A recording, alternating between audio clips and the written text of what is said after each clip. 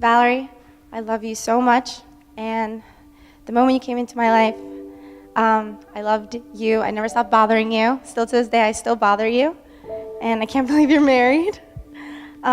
You've grown up to be such a gracious, compassionate, and beautiful woman of God, and I'm proud to call you my sister.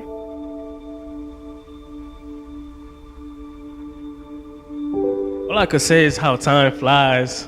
I remember yesterday, like it was yesterday, this guy's older than me by 10 years. I remember like yesterday we was wrestling on the bunk beds. I'm 8, this guy's 18 trying to beat me up. I'm like, wow. But only God knows how much I appreciate my brother and how much I look up to him. From mentoring me as an older brother to helping my mother as the father role I never had.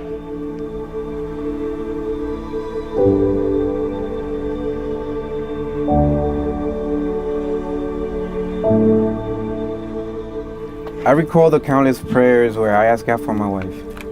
I pray for someone that would honor him first and always. For someone that would love my family as much as she loves hers. For someone that would push me and make me a better person. For someone that would take me as I am. Trust me, it's a lot to ask for.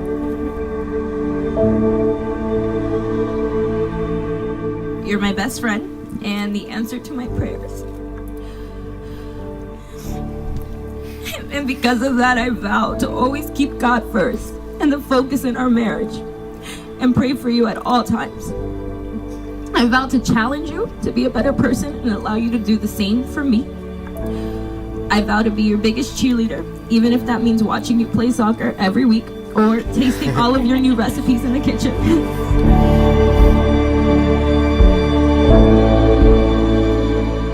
In consideration of these solemn and sacred pledges, I am authorized by the law, the laws of God, and His holy word to pronounce you as husband and wife.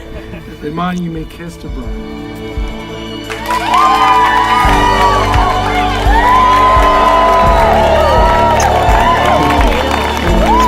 Sorry, Martin.